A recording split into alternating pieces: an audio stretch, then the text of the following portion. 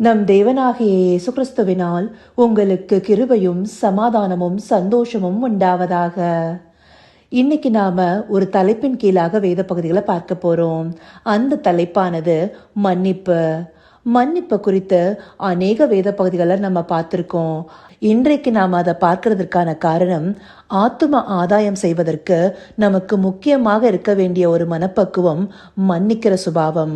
மற்றவர்களை மன்னிக்கிற மனசுபாவம் இல்லைன்னா நம்மால ஆத்தும ஆதாயத்தை முழுமையா செய்ய முடியாது. ஆத்தும பாரமும் நமக்குள்ளார காணப்படாது. ஒரு ஆத்துமா அழிவுக்குட்படக்கூடாது, தேவனை நோக்கி திரும்பணும்னு நம்ம நினைச்சோம்னா அந்த ஆத்துமா செய்கிற தவறுகளையும் குற்றங்களையும் நம்ம மன்னிக்கிறவர்களாக இருக்கணும். நம்ம எல்லாருக்குமே நமக்கு விரோதமாக யாராவது ஒரு சொல்லிட்டாங்கனாலோ, இல்ல தவறான ஒரு வார்த்தையை உபயோகப்படுத்திட்டாங்கனாலோ, இல்ல நம்மளை குற்றப்படுத்தின மாதிரி ஏதாவது சொல்லிட்டாங்கனாலோ அதை தாங்க முடியாம அவங்க மேல ஒரு கசப்போ கோபமோ மூர்க்கமோ உண்டாகுது. இது மனசுக்குள்ளார அப்படியே தேங்கி இருக்கும் போது அதுவே மன்னிக்காத ஒரு மனசுபாவத்தை கொண்டு வருது. அப்படி இருக்கும்போது அந்த ஆத்மாவை குறித்து நம்மளால எப்படி பாரப்பட முடியும்? அதனால்தான் தேவன் உங்களை நிந்திக்கிறவர்களையும் ஆசீர்வதிங்க, உங்களை சபிக்கிறவங்களுக்கும் ஜெபிங்கள்னு சொல்லியிருக்காரு. யாக்கோபு 3:14 கூட, உங்கள் இருதயத்திலே கசப்பான வைராகியத்தையும் விரோதத்தையும் வைத்தீர்களானால் நீங்கள் பெருமை பாராட்டாதிருங்கள், சத்தியத்திற்கு விரோதமாய் பொய் சொல்லாமலும் இருங்கள்னு சொல்லுது.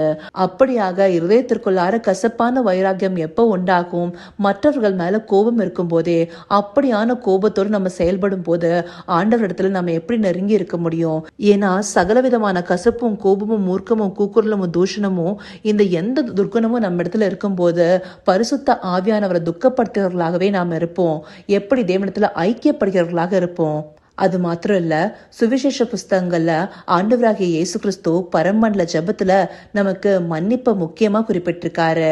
மற்றவர்களுக்கு நாம மன்னிக்கிறது போல பரமபிதா நமக்கு மன்னிப்பார்னு சொல்லியிருக்காரு.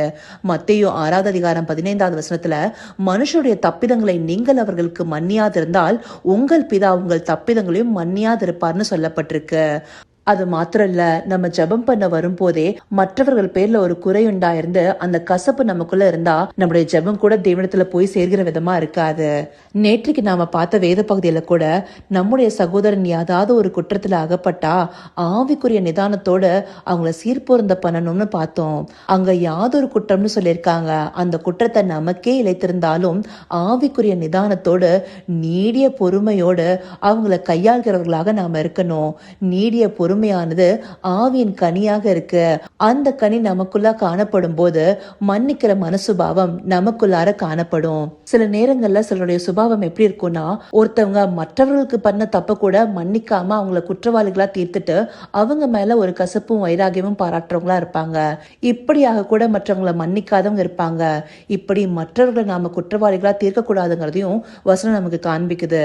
லூக்கா 6:37 மற்றவர்களை குற்றவாளிகள் என்று தீர்க்காதிருங்கள், அப்பொழுது நீங்களும் குற்றவாளிகள் என்று தீர்க்கப்படாதிருப்பீர்கள். மற்றவர்களை ஆக்கினைக்குள்ளாகும்படி தீர்க்காதிருங்கள், அப்பொழுது நீங்களும் ஆக்கினைக்குள்ளாக தீர்க்கப்படாதிருப்பீர்கள். விடுதலை பண்ணுங்கள், அப்பொழுது நீங்களும் விடுதலை பண்ணப்படுவீர்கள். இந்த வசனத்தின்படி நாம எப்படி நடந்து கொள்கிறோமோ அதுவே நமக்கும் பலனாக வருங்கிறத தெளிவா காண்பிக்குது. அது மாத்திரம் இல்ல, நாம மற்றவர்களை மன்னிச்சு இரக்கம் செய்கிறவர்களாக இருக்கணும். அப்பதான் நியாய தீர்ப்பு நாள்ல நமக்கு இரக்கம் கிடைக்கும்னு சொல்லி யாக்கோபு 2:13 கூட சொல்லுது. இப்படியாக மன்னிக்கிற மனசுபாவமானது மிகுந்த அவசியம் உள்ளதாக இருக்கு. நம்மளுக்கு வேதாகமத்துல கொடுக்கப்பட்ட நல்ல தேவ மனிதர்களும் இந்த சுபாவத்தை உடையவர்களாகவே இருக்கிறாங்க. உதாரணமா சொல்லணும்னா, யோசேப்பை எடுத்துட்டோம்னா அவருடைய சகோதரர்கள் அவருக்கு இழைத்த துரோகம் அவருக்கு நல்லாவே தெரியும். ஆனா பார்வோன் இடத்துல நல்ல ஒரு அதிகாரத்துவத்துல அவர் இருக்கும்போது அவருடைய சகோதரர்கள் அவர் இடத்துல வரும்போது அவங்க எல்லாரையுமே மன்னிக்கிறார் இல்லையா?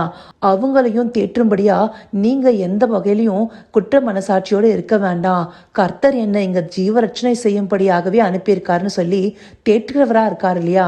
அப்படியான குணம் இருக்கிறதுனாலதான் அவருக்கு அந்தப்படியான ஆசீர்வாதத்தை தேவன் வைத்திருந்திருக்கிறாரு. அதே போல தாவீதும் சவுலிடத்துல எப்படி நடந்து கொண்டாரு? இப்படியாக அநேக பேர் நம்ம சொல்லலாம். இவர்களை எல்லாமே திருஷ்டாந்தமா நமக்கு தேவன் காண்பித்து நமக்குள்ளார மன்னிக்கிற மனசுபாவம் இருக்கணுங்கிறத வலியுறுத்துறாரு. இதையெல்லாம் அறிந்து கொண்டு மன்னிக்கிற மனசுபாவத்தோடு ஆத்தும ஆதாயத்தை நம்ம செய்கிறவர்களாக இருக்கணுங்கிறத தேவன் நமக்கு காண்பிக்கிறாரு. எந்தப்படியான ஊழியத்தை நம்ம செய்யறவர்களாக வேணாலும் இருக்கலாம். நம்மை அநேகர் பார்த்து கொண்டிருக்கிறாங்க.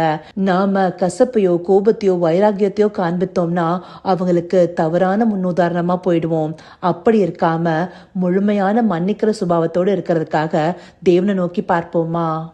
கர்த்தாவே, தேவாதி தேவனே, உமக்கே இந்த வேலை நன்றி செலுத்துகிறோம் ராஜா. அப்பா, ஆத்தும ஆதாயம் செய்வதற்கு முதலாவதாக மன்னிக்கிற மனசுபாவம் எங்களிடத்துல காணப்பட வேணுங்கிறத எங்களுக்கு தெளிவுபடுத்திருக்கீங்க ராஜா. அப்பா, எந்தவித கசப்போ கோபமோ கூக்குரலோ இல்ல தேவையில்லாத வைராகியமோ எங்களுக்குள்ள இருக்கக்கூடாது தகப்பனே. யாரையும் குற்றவாளிகளாக தீர்க்கிறவர்களாக நாங்க இருக்கக்கூடாது தகப்பனே. ஆவிக்குரிய நிதானத்தோட கையாளுகிறவர்களாய், எங்களுக்கு ஒருத்தர் குற்றம் இழைத்தாலும் அவங்கள மன்னிக்கிற மனசுபாவத்தோடு மாறியவர்களாய் எங்களை நீங்க மாற்றியருளுங்க ராஜா. ஆம் தகப்பனே, உம்முடைய தேவ அன்பை எங்களுக்கு முழுமையாக உணர்த்தியது நீங்க எங்களுக்கு கொடுத்த மன்னிப்பு தகப்பனே. அந்த மன்னிப்பை அநேகருக்கு நாங்க பாராட்டுகிறபடி நடந்து கொள்வதற்கு தேவரீர் எங்களை ஆசீர்வதிங்க ராஜா. ஆத்தும பாரம் எங்களுக்குள்ள காணப்படுவதற்கு மன்னிக்கிற மனப்பக்குவத்துல தேறினவர்களாக நாங்க இருக்கணுங்கிறத காண்பிக்கிறீங்க ராஜா. அப்படியாய் உம்முடைய பிள்ளைகளாய் தேவ அன்பில் நிறைந்தவர்களாய் எல்லாவரையும் மன்னிக்கிற மனப்பக்குவத்தை எங்களுக்கு தந்தர்லுங்க ராஜா. அப்படியே நீங்க எங்களை நடத்த போகிற கிருபைக்காய் நன்றி. சகலவித துதி மகிமை கனம் யாவும் ஒருவருக்கே செலுத்துகிறோம். இயேசு கிறிஸ்துவின் மூலமாய் வேண்டிக் கொள்கிறேன் பிதாவே. ஆமேன், ஆமேன்.